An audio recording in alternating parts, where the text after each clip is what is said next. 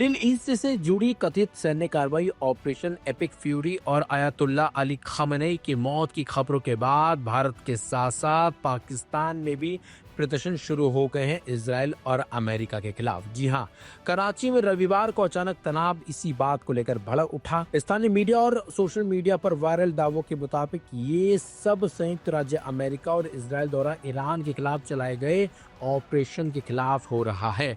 इन खबरों के सामने आते ही कराची में सैकड़ों प्रदर्शनकारी अमेरिकी राजनयिक मिशन के बाहर जमा हो गए। भीड़ ने United states consulate general Karachi के मुख्य गेट तक मार्च किया और जोरदार नारेबाजी शुरू कर दी।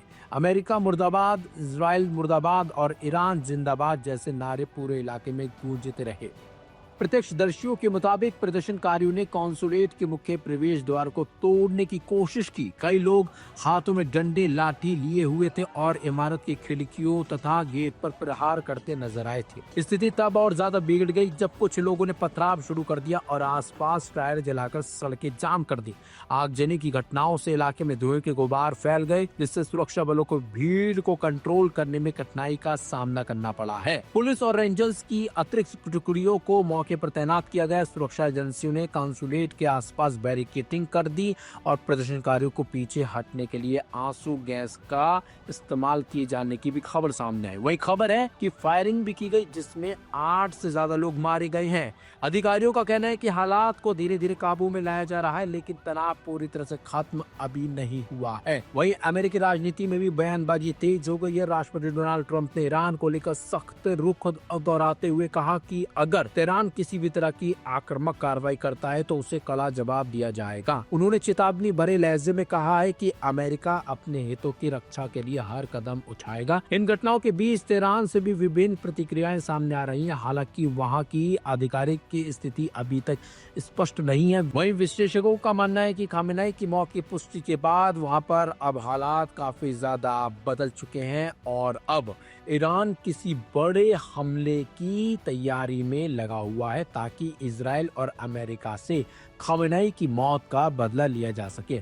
कराची में भड़का ये विरोध केवल एक अंतर्राष्ट्रीय घटना की प्रतिक्रिया नहीं मानी जा रही है, बल्कि इसमें क्षेत्रीय राजनीतिक और धार्मिक भावनाएं भी गहराई हुई हैं। पाकिस्तान में मिडिल ईस्ट की घटनाओं पर जन भावनाएं अक्सर तीखी प्रतिक्रिया के रूप में सामने आती रही हैं। फिलहाल सबसे बड़ा सवाल यही है कि क्या यह तनाव अस्थायी रहेगा या व्यापक क्षेत्रीय अस्थिरता का संकेत है।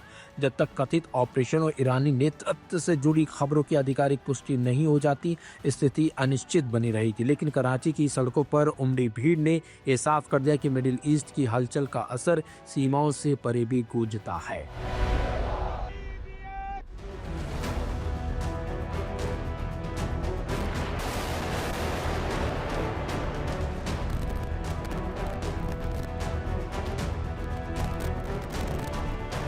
आप देख रहे हैं लाइव हिंदुस्तान। ईरान के मीडिया के हवाले से इस बात की पूरी तरह से तस्दीक हो गई है, पुष्टि हो गई है कि ईरान के इस्लामिक रेवोल्यूशन के सुप्रीम लीडर इमाम सैयद आयतुल्ला अली खामेनेई ने जामे शहादत हासिल की है। इस खबर के आने के बाद से पूरी दुनिया में उनके चाहने वालों के बीच मातम है। ईरान में इमाम रज़ा के रोज़े पर मशहद में बड़ी तादाद में लोग इकट्ठा हुए हैं, तेहरान में लोग इकट्ठा हुए हैं और गम और गुस्से का इजहार कर रहे हैं। ईरान की सुप्रीम जो काउंसिल है सिक्योरिटी की, उसके chief Ali Larijani, Syed Ali Larijani की तरफ से एक बयान आता है जिसमें वो कह रहे हैं कि अमेरिका और इस्राइल ने पूरी दुनिया के मुसलमानों का दिल दुखाया है और इसका खामियाजा उन्हें भुगतना होगा।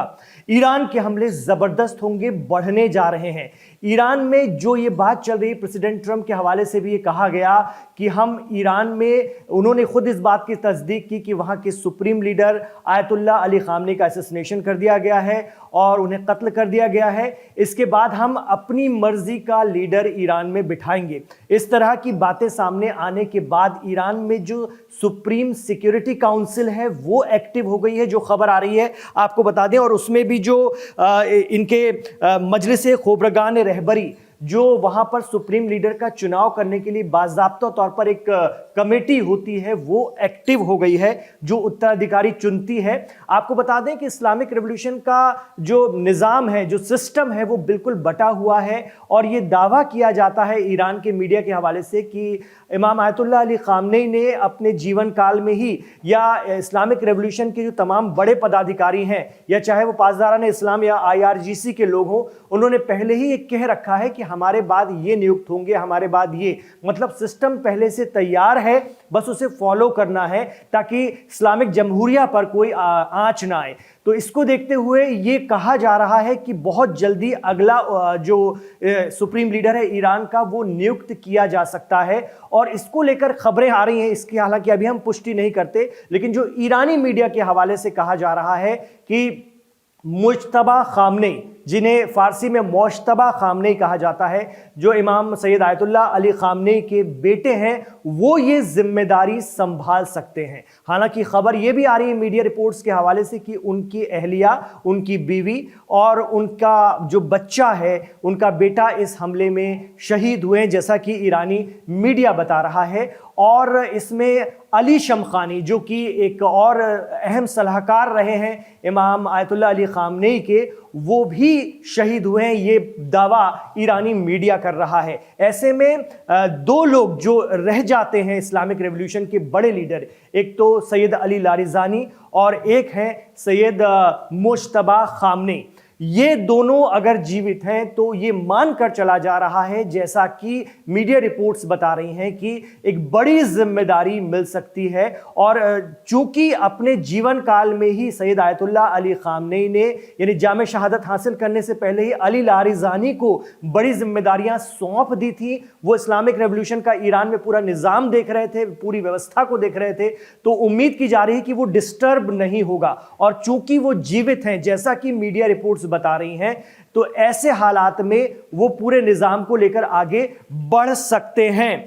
आपको हम बता दें कि वहां पर जो सिस्टम है ईरान में, वो पूरी तरह से कानून के मुताबिक, जो इस्लामिक रेवोल्यूशन का कानून है उसके मुताबिक चलता है। ऐसे में जो पॉलिटिकल और सोशल समझ के लोग होते हैं और जिनमें एडमिनिस्ट्रेटिव की क्षमता होती है, जो आलिम दीन भी होते हैं और वो तमाम जो क्राइटेरिया उसको पूरा करते हैं, उन्हें ये जिम्मेदारी दी जाती है कि वो सुप्रीम लीडर के ओहदे तक पहुंचे। तो वहां की जो काउंसिल है, जिसे मजलिस खोबरगान रहबरी कहा जा रहा है, वो इस काम में लग गई है। ये बड़ी खबर आ रही है। इस बीच ये भी कहा जा रहा है कि ईरान बड़े हमले बढ़ाने जा रहा है और भयानक हमले हो सकते हैं। ये बात इसलिए भी कही जा रही क्योंकि देखिए, अगर 28 तारीख को शनिवार के रोज अगर पहले ही हमले में इमाम आयतुल्लाह अली खामनेई जांबाग हुए हैं, यानी उनकी जान गई है, तो इसके बाद भी हमने देखा, यानी कल सुबह का जो हमला था, पहला हमला था जो उनके घर पर अटैक हुआ था, उसको अगर हम मान लें कि उसमें